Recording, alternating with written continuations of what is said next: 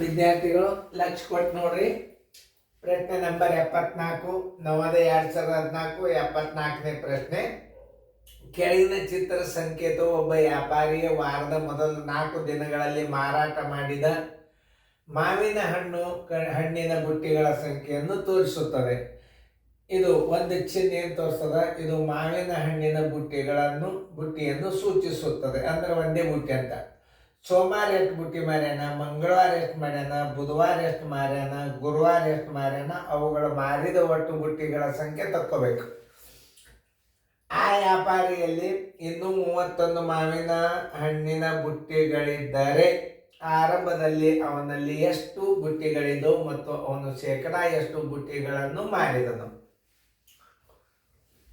ಮೊದಲು ಒಟ್ಟು ಬುಟ್ಟಿಗಳ ಸಂಖ್ಯೆ ತಕ್ಕೋಬೇಕು. ಒಟ್ಟು ಬುಟ್ಟಿಗಳ ಸಂಖ್ಯೆ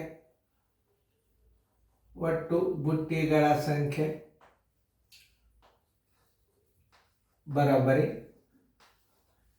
ಮಾರಿದ ಬುಟ್ಟಿಗಳ ಸಂಖ್ಯೆ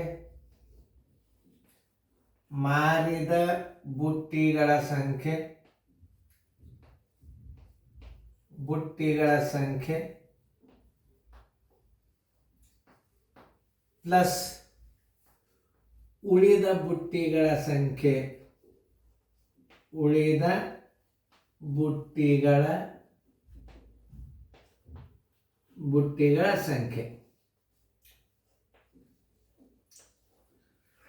ಮಾರಿದ ಬುಟ್ಟಿಗಳ ಸಂಖ್ಯೆ ಎಷ್ಟು?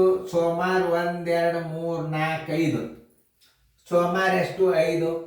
ಮಂಗಳವಾರ 7, ಬುಧವಾರ 4, ಗುರುವಾರ 3. ಅಂದ್ರೆ 3, 5, 1, 7, 12, 1, 4, 16, 1, 3, 19. ಮಾರಿದ ಬುಟ್ಟಿಗಳ ಸಂಖ್ಯೆ 19.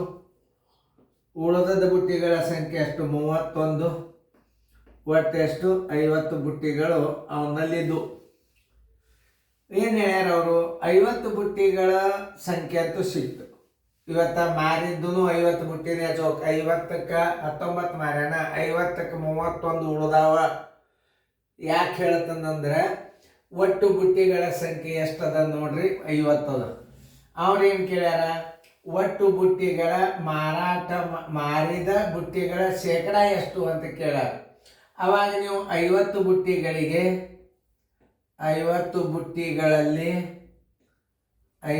ಬುಟ್ಟಿಗಳಲ್ಲಿ ಎಷ್ಟು ಮಾರ್ಯಾನ? ಮಾರಿದ ಕೇಳ್ಯಾನ ಒಂದು 19 ಮಾರ್ಯಾನ. ಮಾರಿದ ಬುಟ್ಟಿಗಳು ಅಂದ್ರೆ ಶೇಕಡ ಅಂದ್ರೆ ಎಷ್ಟು ಹಚ್ಕೋಬೇಕು? ಶೇಕಡ ಅಂದ್ರೆ 100 ಬುಟ್ಟಿಗಳ ಇದ್ದು ಅಂದ್ರೆ ಎಷ್ಟು ಮಾರ್ತಾನ? ಇಷ್ಟೇ, ಏನು ಮಾಡಿರಿ ದೊಡ್ಡದಲ್ಲ. 100 ಗುಂಡ್ಲೆ 19 ಸರ್ವಾಸ್ ಬಾಗ್ಲೆ 50. 51 52 19 38 ಶೇಕಡಾ ಮಾರಾಟ 100ಕ್ಕೆ 30. ಅದನ್ನ ಹೆಂಗೈತನ? ಒಟ್ಟು ಬುಟ್ಟಿಗಳ ಸಂಖ್ಯೆ ಒಟ್ಟು ಬುಟ್ಟಿಗಳ ಸಂಖ್ಯೆ 50, ಮಾರಾಟ ಮಾಡಿದ್ದು ಬುಟ್ಟಿಗಳ ಶೇಕಡಾ ಬರೋಬ್ಬರಿ 38. ಇದು ಎಲ್ಲದ ಹುಡುಕ್ಯಾಡ? 50, 38 ಏನೇ ಅದ ಉತ್ತರ ಏದಾಗ ಹಾಕಿಬಿಡಿ.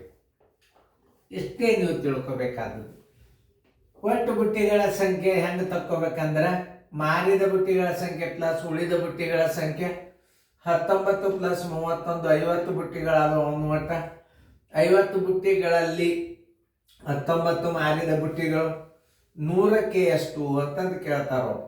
100 ಗುಂಡ್ಲೆ 19 ಸರಸಲ 50, 51, 57, 38 ಶೇಕಡ. ಒಟ್ಟು ಬುಟ್ಟಿಗಳ ಶೇಕಡ 38 ಮಾರಾಟವಾದ ಬುಟ್ಟಿಗಳು. ಉತ್ತರ ಸಂಖ್ಯೆ ಎ. ನೋಡ್ರಿ, ಪಿಕ್ಟೋಗ್ರಾಫ್ ಹಾಕಿ ತೋರ್ಸಿನು ಚಂದಂಗ ನೋಡ್ಕೊರಿ, ರಿವಿಷನ್ ಮಾಡ್ರಿ. ತಿಳಿತಲ್ಲ? ಓಕೆ.